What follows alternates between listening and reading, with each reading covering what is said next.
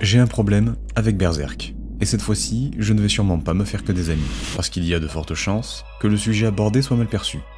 Il y a des éléments culturels qui sont devenus des monuments au fil des années, des sortes de maîtres étalons, de véritables piliers de la pop culture, où l'homme vient se prosterner pour glorifier l'existence de telles créations. Et toucher à une œuvre unanimement adulée n'est pas sans conséquence. C'est le cas pour Berserk. Généralement, ce statut mythique est justifié par des qualités indéniables, ou par un aspect visionnaire, qui a réussi à anticiper un besoin inconscient de l'humanité. Par contre, pour les œuvres qui ne bénéficient pas de ces caractéristiques, c'est le temps qui va se charger de l'effacer de l'histoire. Je ne dis pas que cela fonctionne uniquement comme ça, mais ça permet de faire un premier tri naturel. Pour Berserk, son statut culte est certainement justifié, avec comme preuve sa grande longévité dans le cadre de ce médium. Le manga est en publication depuis 1997, soit plus de 27 ans au moment où j'écris ces lignes. Et malgré le décès de l'auteur, ce manga ne s'arrêtera pas. En vrai, c'est une bonne nouvelle. Ça paraît contradictoire que je dise ça. J'ai acheté et lu les 42 tomes qui constituent la quête de Guts au sein du Midland, et je les garde précieusement dans l'attente impatiente de la suite de l'histoire. Une histoire qui me donnera peut-être tort sur la vision que j'ai apposée sur Berserk aujourd'hui. Au départ, c'est sa plastique qui m'a fasciné comme beaucoup. Je recherchais une expérience esthétique, et je ne me suis pas trompé en posant les yeux dessus. Ces dessins dantesques sont sans égal même à l'heure actuelle. La rage qui émane de chaque planche a quelque chose de grandiose. Il est impossible de reprocher quoi que ce soit à ce niveau. Son esthétique dark fantasy, comme sa technique de dessin, sont de vraies démonstrations d'excellence. Le découpage, la sensation de vélocité et de tangibilité font de lui le meilleur représentant de son médium, tout simplement. Berserk a mis la barre si loin que personne n'est arrivé à sa cheville, comment ne pas le reconnaître? Alors, quel est mon souci avec Berserk à la fin? Pour résumer ma pensée, je dirais que cette histoire ne nous a pas aidés. À vrai dire, il est probable que l'auteur n'en ait jamais eu l'intention. Peut-être même qu'il a voulu faire l'inverse.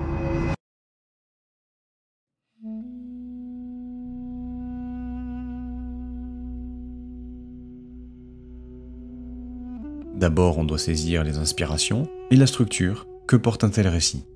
Berserk est une œuvre qui parcourt plusieurs questions philosophiques sans le dire explicitement. Elle met en scène entre autres le déterminisme, la volonté de puissance et le nihilisme. Quant à la narration en tant que telle, on peut trouver beaucoup de styles différents, mais un seul m'apparaît être prépondérant. À bien regarder, Miura met en confrontation la philosophie nihiliste et le style littéraire de la tragédie antique. Le tout dans un emballage dark fantasy dont il s'est fait le maître. Cette idée nihiliste est portée par les plus illustres personnages, Guts et Griffith. Et certains éléments de cette philosophie sont mis en scène dans une vision assez particulière, une sorte d'extrapolation radicale du nihilisme. Déjà, on peut voir très tôt l'apparition d'un premier concept que je simplifie volontairement pour l'instant. Celui que Nietzsche appelait la volonté de puissance. Cette volonté de puissance, c'est la vision nietzschéenne de la force vitale. La force vitale, c'est le fait de considérer la vie comme une puissance expansive, qui n'a comme seul objectif que de croître, et par conséquent, d'être dans le mouvement. Le seul vrai but de la vie est simple, celui de continuer à vivre, de perdurer, tout simplement. Ça, c'est la base. Et Miura va la faire exprimer dans les premiers tomes, en poussant cette idée dans ses retranchements primaires. Dans Berserk, la force vitale se transforme en rage de vivre, ou plutôt, la rage de survivre. Dans un monde où il n'y a que ça de vrai. La naissance de Guts va nous démontrer qu'il est une des plus fortes incarnations de cette volonté de puissance, en trompant la mort dès sa naissance. Retrouvé sous le corps pendu de sa mère, Guts va être recueilli par un chef d'une troupe de mercenaires. Un dénommé Gambino. Il l'accueillera au sein de son groupe et s'occupera de lui de manière très superficielle. Néanmoins, Gambino devient une figure paternelle de Guts, bien qu'adoptive. Mais cet homme décrit cet enfant comme étant maudit, un être qui n'aurait jamais dû vivre aussi longtemps. Une malédiction si forte que même Gambino en attentera à la vie de cet enfant une première fois, en acceptant l'offre d'un de ses soldats. Une poignée de pièces pour pouvoir passer du temps avec cet enfant. Guts va vivre son premier enfer et rien ne le sortira de là. Mais malgré son jeune âge, il démontre une ténacité sans faille. Porté par une colère plus que justifiée, il se vengera rapidement en profitant d'une bataille dans laquelle ils sont tous engagés. histoire de couvrir son acte. Gambino, lui, perdra sa jambe au cours de cette dernière, ce qui provoquera sa plongée dans le désespoir. Il fera endosser à Guts la responsabilité à la fois du décès de sa femme, Sis, et de la perte de sa jambe, croyant fermement à la désolation qu'un enfant si petit peut apporter. Il lui avouera dans un plaisir pervers l'avoir vendu pour quelques pièces d'or et brandira sa lame vengeresse au-dessus de Guts. Mais c'est pour vivre encore un peu plus longtemps, dans un mélange d'horreur et d'incompréhension la plus totale, que ce qui n'était encore qu'un simple enfant tuera celui qu'il considérait comme son père. Dès le départ, des bases sont posées. Il est l'archétype du survivant, et toute la question va être de trouver ce qui peut briser cette caractéristique fondamentale. Néanmoins, ce n'est pas une analyse suffisante pour définir cette œuvre de nihiliste, ni pour expliquer le problème que j'ai avec. Berserk s'inspire plus profondément de cette philosophie pour aller bien plus loin dans son récit. Dans le nihilisme, la volonté de puissance est plus complexe que ça. Cette vision de la force vitale, c'est en réalité le sommet des considérations existentielles, et il n'y a rien au-dessus. Et logiquement, si elle est considérée comme le sommet, c'est que rien ne peut ou n'a le droit de l'entraver. Car la force vitale doit s'exprimer. Mais de quelle entrave parle-t-on ? C'est quand on évoque cette question d'entrave que l'on commence à rentrer dans la définition précise du nihilisme et une compréhension plus nette de Berserk. Il apparaît là un nouveau concept, celui appelé le nihilisme du faible. Le faible, c'est celui qui s'attache à des formes d'idéalisme. L'idéalisme, c'est tous ces idéaux que l'homme a considérés tout au long de son histoire comme supérieurs à la force vitale. En somme, ce sont les entraves qui nient cette volonté de puissance et cette force vitale expansive. Elles nient le sens même de la vie. Mais quand on dissèque l'idéalisme, on découvre la morale, le concept de bien, de mal, et par découlement, la notion de divin supérieur. Tout ce système de pensée et de valeurs que l'homme a hérité au fil des siècles. Un héritage qui, d'après Nietzsche, viendrait de la religion. Cette idée et ces conceptions ne sont en réalité que des émanations de l'imaginaire de l'homme. L'humanité a créé de toutes pièces ce que Nietzsche appelle des arrière-mondes. Des mondes immatériels et supérieurs aux nôtres, où l'homme espère la fin des difficultés existentielles. Le paradis en est un, comme le monde des idées de Platon. Ces arrière-mondes, comme les croyances, n'existent que par nécessité, celle de l'homme à donner du sens et de justifier les événements du réel. Car pour le nihilisme, l'humanité a développé un ressentiment face aux événements de la vie. Nous les trouvons inexplicables et parfois même injustes, ce qui nous rend incapables d'avouer que l'existence est dénuée de sens. La vie est simplement absurde. Il en est de même pour notre conception du bien et du mal. Ce sont des choses complètement artificielles. Ce sont des concepts uniquement dictés par l'intérêt physiologique que l'humanité peut en retirer. Le bien et le mal sont exclusivement indexés sur notre perception. Dans la nature, ce sont des notions qui n'existent pas. La vie n'en a rien à faire. C'est une question totalement anthropocentrée. La morale qui découle de ce contraste est considérée alors comme mortifère. La morale a été faite et façonnée par les faibles pour une cohabitation pacifique, histoire que ces faibles assurent leur survie. Les forts, eux, s'ils veulent pleinement exprimer leur volonté de puissance, n'ont pas à s'y plier. Ils ne doivent pas être esclaves de la morale que ces faibles essayent d'imposer par la culpabilité. Notre monde est le lieu où des forces s'exercent, et le rapport de force est le chemin privilégié des plus forts.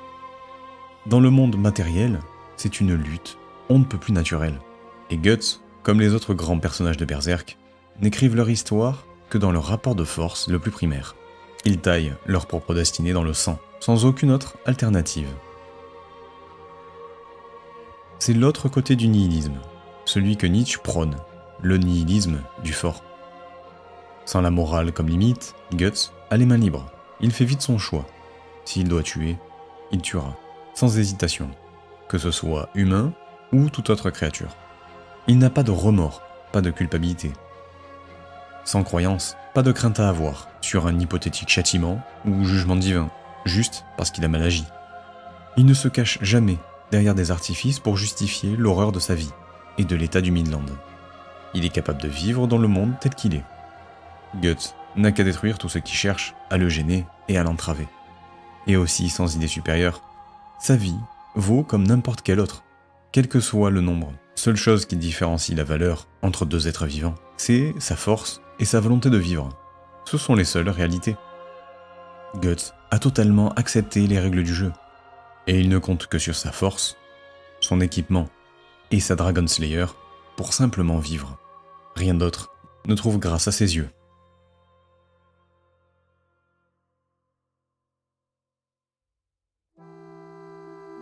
Jusqu'au jour de sa rencontre avec la troupe du Faucon.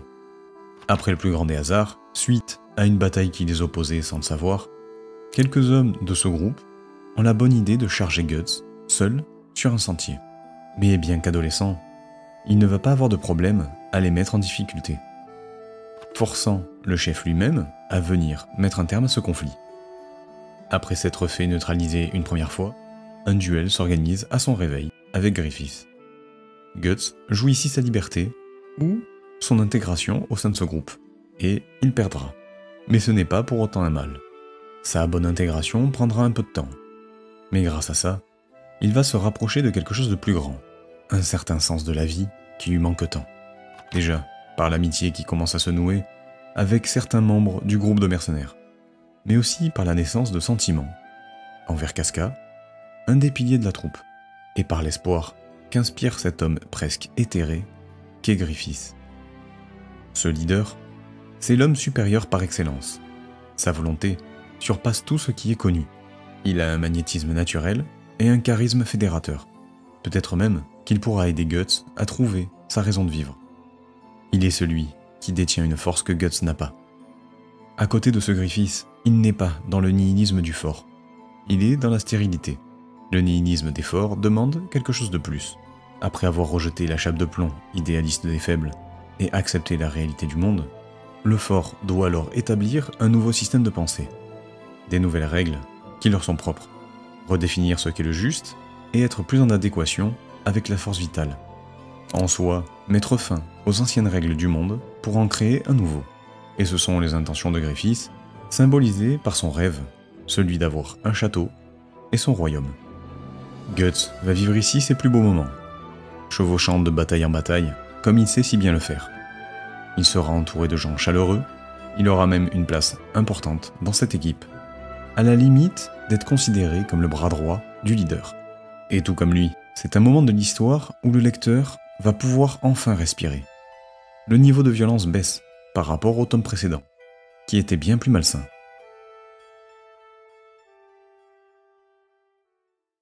Le Midland n'avait montré jusque-là que sa pire facette. Il n'y avait rien de bon sur cette terre à nous montrer. On pourrait aisément dire la phrase très connue que dans l'univers de Berserk, Dieu est mort. Malgré l'aspect médiéval que notre imaginaire associe automatiquement à l'âge d'or de la religion, dans le Midland, la religion, même si elle existe encore, et qu'elle nous est présentée un peu plus loin dans le manga, est une religion de façade. Une vaste plaisanterie sans aucun point commun avec celle que nous connaissons dans notre monde réel. Il y a au sein même de cette représentation de la religion chrétienne une dichotomie, celle d'une caricature des idéaux spirituels extrapolés pour en devenir extrémistes et couplés à un caractère ordurier de l'homme. Que ce soit un homme de foi ou non, personne n'a l'air de suivre l'ordre moral que ce type de spiritualité est censé assurer. L'homme est un cauchemar sur pattes, violent, avide, prédateur, à la sexualité bestiale et incestueuse. La manipulation politique et conspiration sont le quotidien. L'homme est corrompu et certains sont même passés à un autre stade, en basculant d'un simple mortel au monstre littéral. Si Berserk est une œuvre nihiliste et que l'idéalisme est en perdition dans le Midland, il est bien normal que certains hommes ont été prêts à aller plus loin. Ce sont les apôtres, et Zod sera le premier que Guts rencontrera. Zod l'immortel marque ici un fossé de puissance, à cause de leur nature respective. Guts ressentira pour la première fois une terreur irréelle. Les apôtres sont les pires engences de cet univers. En abandonnant toute humanité, ils incarnent la déchéance morale totale. Mais comme il n'y a pas de morale qui tienne face à la volonté de puissance, ces êtres naturels n'ont pas réellement succombé aux forces ténébreuses, n'est-ce pas? Et c'est avec ce genre d'idée que l'histoire va prendre une toute autre tournure. Cette relative paix ne durera que 4 ans, et Guts quittera la troupe du Faucon de son plein gré, en prenant conscience qu'il ne faisait que suivre Griffith dans ses ambitions. Il s'est laissé aller à la mollesse. Épouser les objectifs d'un autre ne lui ressemble pas. Frustré de ne pas être maître de son destin, il doit alors partir chercher sa propre voie. Il doit découvrir ce but qui lui fait tant défaut depuis si longtemps. Un but digne de sa force, ou quelque chose de plus humain. Mais cette liberté se fera au prix d'un nouveau duel. C'est un miroir évident à leur première rencontre. Cette fois-ci, Guts sera vainqueur et redeviendra une ombre errante. C'est une rupture quasi amoureuse. Amputé de ce qu'il considérait comme une partie de lui, Griffiths est détruit et va sombrer. Guts comptait tellement pour lui que ce grand leader en perdait de vue son rêve absolu. C'est le début de la descente aux enfers, comme celle de la troupe du Faucon. Et c'est là où ce qui n'était encore qu'un récit de guerre va basculer dans un tout autre registre narratif. Celui de la tragédie antique, comme je vous le disais plus tôt. Et ce n'est pas du tout une bonne nouvelle. Griffiths, pour le bien de son plan, avait une proximité avec le roi du Midland et de sa fille. Mais dans son désespoir, il va aller trop loin. Il couchera avec Charlotte, la fille du roi, dans une scène nous laissant comprendre symboliquement les sentiments développés pour Guts depuis tant d'années. Et pour cet affront inadmissible, d'avoir été dans le lit de sa descendance, le roi le fera enfermer. Parallèlement, notre guerrier de l'ombre fera son retour dans la troupe du Faucon, après avoir enfin réalisé qu'il ne cherchait simplement que de la chaleur humaine. C'est ce que Casca attendait, et l'enjoint à partir immédiatement, avec elle et quelques autres membres de l'équipe, pour récupérer Griffiths, enfermé depuis bientôt 1 an. Les retrouvailles ne sont que les prémices de l'horreur à venir. Griffiths a été torturé pendant une longue année, à tel point que même Guts en a le sang glacé de le revoir dans cet état. La fuite va être des plus compliquées, mais dans un moment d'accalmie, Griffiths aura un dernier élan de volonté pour s'accrocher à son but encore une fois, alors qu'il n'en est plus loin que jamais. Décharné, brisé, submergé par l'envie d'en finir, il va déclencher involontairement l'apothéose du cauchemar, celui qui a surclassé toutes les horreurs que l'on a pu voir dans Berserk. C'est ce que l'on appelle l'éclipse. Ici, c'est l'annihilation totale de toute forme de réconfort, autant pour le lecteur que pour Guts. On assiste alors à l'apparition des God Hands, des êtres supérieurs qui tirent les ficelles de ce monde, ceux-là même qui accordent le pouvoir des apôtres aux hommes, avec comme seule contrepartie de suivre leurs pulsions. Une marque sacrificielle est apposée à tous les membres de la troupe du Faucon. Griffiths les offre aux ténèbres dans un immense banquet macabre. C'est la loi de la causalité qui a parlé. Griffiths doit devenir Fento, un nouvel enfant des abysses et 5e God Hand. La troupe du Faucon va se faire exterminer dans des scènes abjectes, et tout acte héroïque ne se résumeront qu'à brasser du vent. Même Guts, la bête indomptable, n'y pourra rien. Devant ses yeux, Femto brisera l'esprit de Casca par le vide. Et dans un acte désespéré pour la sauver, et possédé par la rage d'un berserk, il découpera son propre bras. Ça ne servira à rien, trop de créatures le maîtrisent. Et il perdra son œil, avec comme dernière image, une violence inouïe qui se gravera dans son esprit. Ce cauchemar ne cessera qu'après l'intervention d'un être aussi mystérieux que surnaturel. Il sera le sauveur pour cette fois. Guts et Casca seront les seuls survivants de l'éclipse, mais ils seront quand même condamnés. Ce sceau apposé, c'est la promesse de devoir lutter pour leur vie à chaque nouvelle nuit. Malheureusement, dans l'histoire de Berserk, ce gigantesque sabbat ne sera pas le dernier.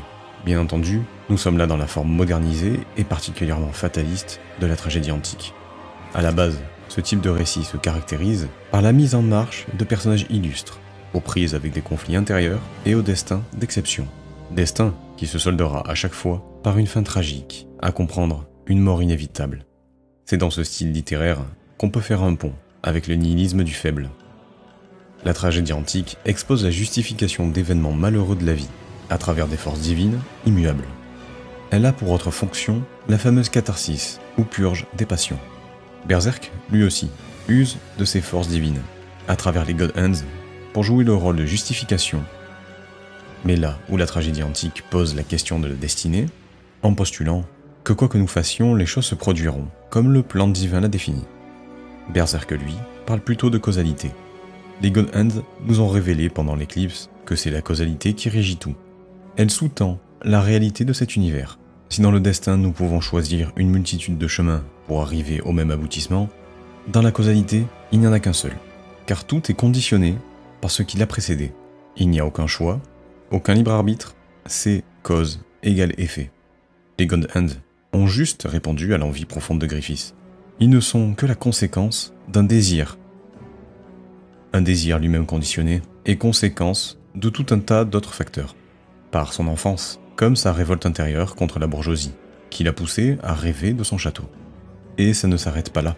Il y a une cause encore plus profonde. Griffiths la découvrira dans un chapitre retiré par l'auteur pour ne pas trop dévoiler son œuvre. Idéa, ou l'idée du mal, la source de toute action. Le Dieu créé par le ressentiment des hommes. Idéa, c'est l'être qui dicte le destin de l'humanité, en apportant ce que les vivants ont toujours recherché, des raisons à toute leur souffrance. Et le nihilisme tient là sa boucle. Berserk nous a donné là suffisamment de ses intentions. Même si tout ça n'était que le début, il reste à surmonter de nombreuses autres épreuves.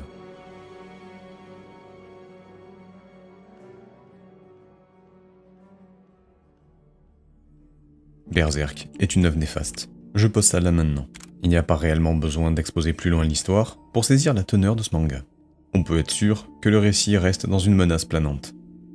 Même si dans la suite des événements, on peut être amené à croire que nous sommes sortis du cadre de la tragédie antique, avec d'abord le retrait narratif des difficultés rencontrées par Guts, laissant la place à un Griffiths en pleine expérimentation de sa nouvelle vie d'être supérieur, qui de son côté devient la figure de l'antéchrist, le faux prophète qui a fédéré l'humanité, mais qui est plus que jamais inaccessible, impassible et détaché. Avec comme point de tension l'ambiguïté entre cette paix qu'il a su instaurer entre les hommes du plan matériel et les êtres difformes du plan astral, et sa gloire immaculée dont il bénéficie, alors qu'elle est construite sur le corps des centaines de ses amis. Guts, quant à lui, deviendra, après l'éclipse, encore plus violent et motivé par la vengeance.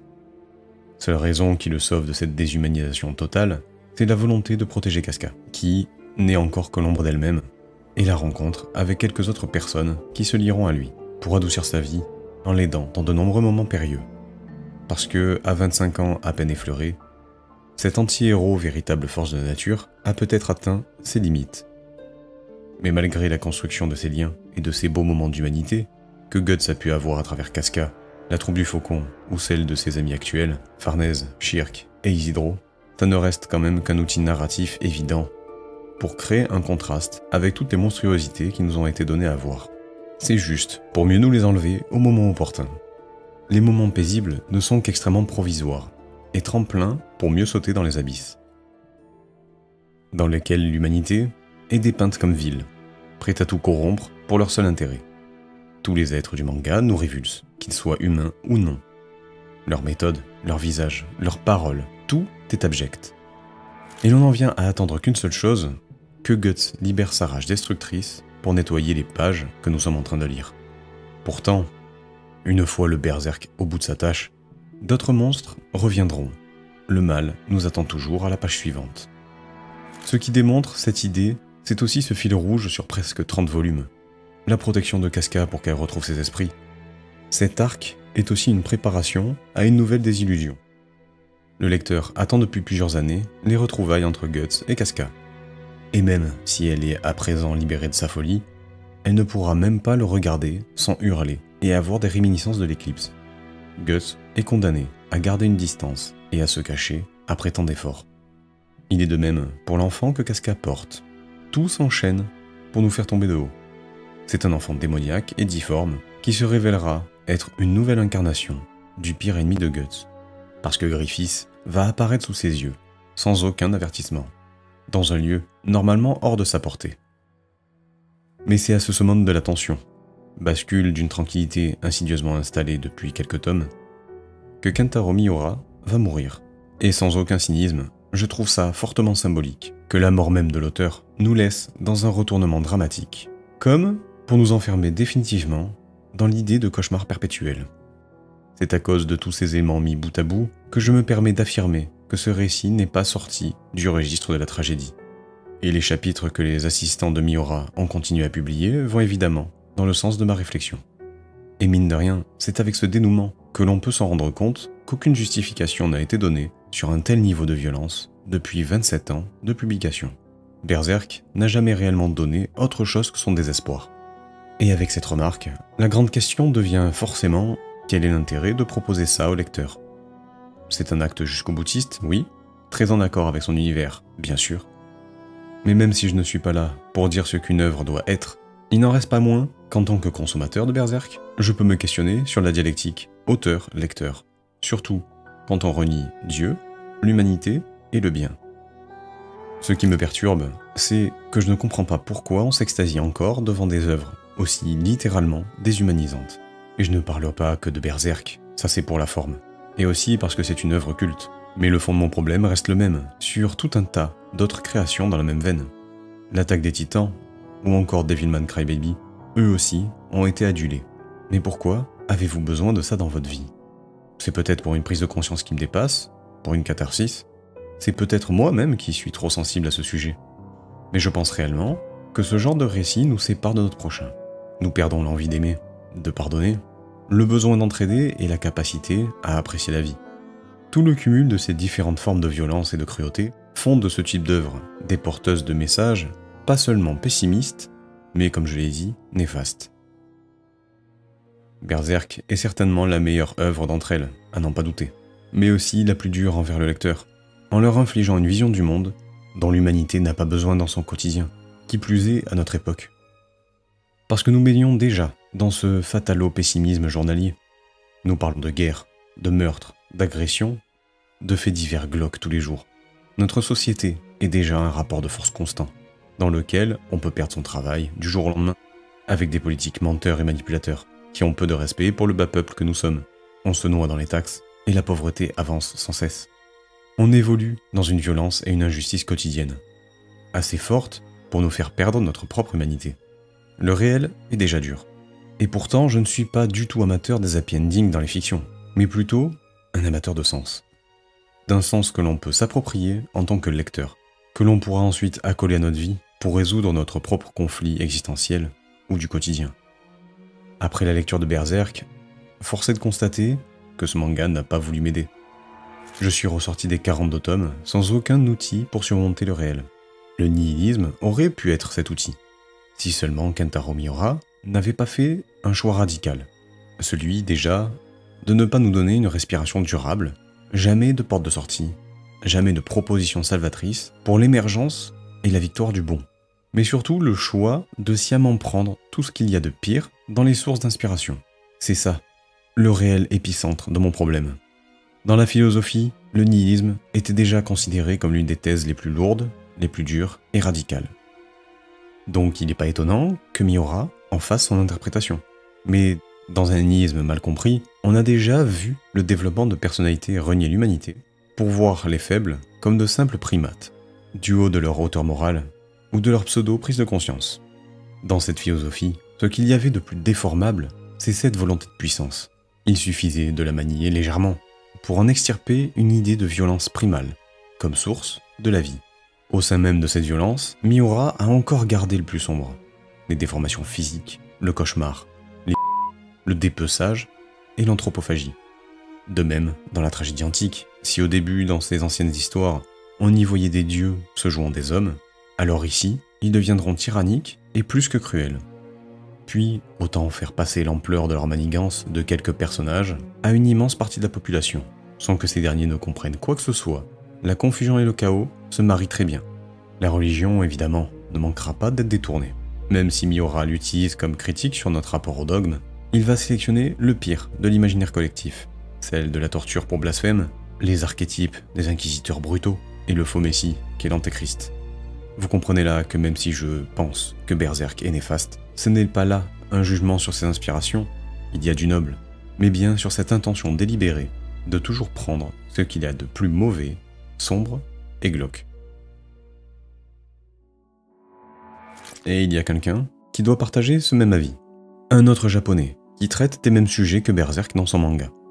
Lui, contrairement à Miura, a proposé une voix, composée de forces dont on ne parle jamais. L'auteur, c'est Makoto Yukimura, celui qui a écrit Vinland Saga.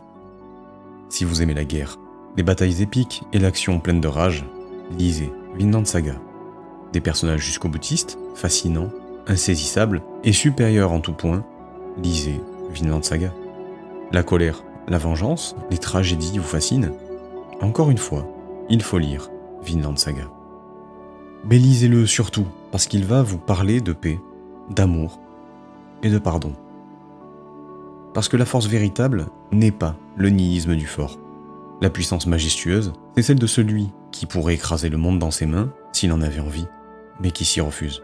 C'est l'homme qui a atteint la maîtrise parfaite de lui-même par sa seule volonté, malgré sa capacité de soumettre tous les êtres avec facilité. C'est troquer les armes, la colère, l'honneur et la vengeance pour la bêche, le chant, la vie simple, le dialogue et l'amour inconditionnel. Pas parce que les faibles ont posé cette chape de culpabilité sur le dos des plus forts, comme Nietzsche le pensait, mais parce que le fort est allé au bout du chemin de la violence et a pris conscience de sa stupidité. Il a vu que pour la stopper, il faut être prêt au plus grand des sacrifices, bien au-delà d'une éclipse sanglante. Un sacrifice que même Griffiths n'a pas su faire. Le sacrifice de soi, par la discussion, le pardon, ou par le refus d'engendrer une nouvelle violence, quitte à en mourir. Ce sont toutes ces idées qui sont contenues dans la phrase de Thor à son fils Thorfinn, « Tu n'as aucun ennemi ». Lisez Vinland Saga à la place de Berserk, parce que ce manga a le bon goût de nous relier aux autres, et de donner l'envie d'agir pour le bien commun. Quoi qu'en dise Nietzsche, nous avons besoin du bien, parce que c'est dans le bonheur que la force vitale ne s'exprimera plus seulement chez les plus puissants, mais dans de nombreuses nouvelles existences épanouies, au sein d'un nouveau monde où la lutte s'est effacée, pour laisser place au respect du vivant.